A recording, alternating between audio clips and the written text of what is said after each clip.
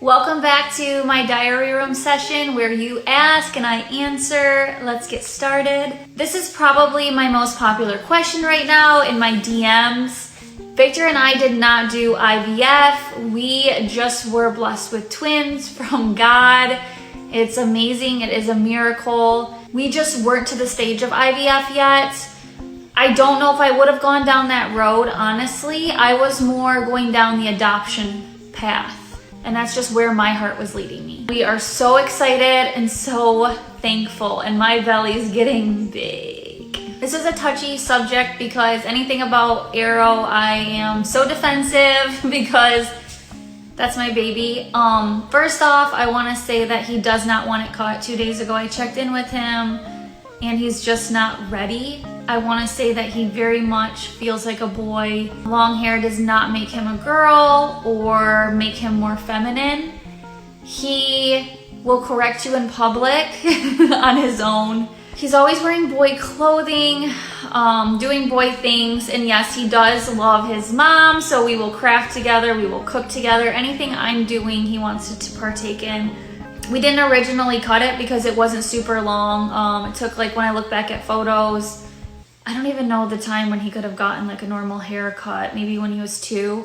And it just didn't, I never wanted to cut those curls. I show him haircut choices all the time. When he's ready, he'll be ready. And I don't understand why a 4-year-old boy's long hair or man bun or boy bun is bugging so many people. It's just like kind of weird to me. Big Brother's motto is expect the unexpected, and you're always expecting the unexpected. I think the scariest part of being in the Big Brother house is for the first few days when you don't know the twists of the season. You don't know if someone's going home in the first 24 hours. And that was the case for me on Big Brother 18.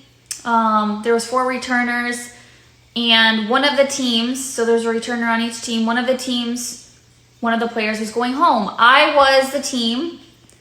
One of the 4 of us were going home within the first 24 hours. No votes cast, not nominated, no relationships formed.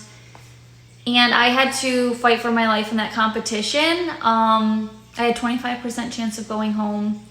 I was by far the smallest one in that competition. And I won. And Glenn was the one that went home. So I do think that it has happened with other people. Jody also, and I have a whole podcast segment on this. Do I think it's expected? Not at all. Do I think that your social game and your physical competition skills were in play during this twist? Absolutely. And it just sucks that it was a player that a lot of people were rooting for. But had it been a player that nobody cared for, it would not even be a discussion. That's my opinion.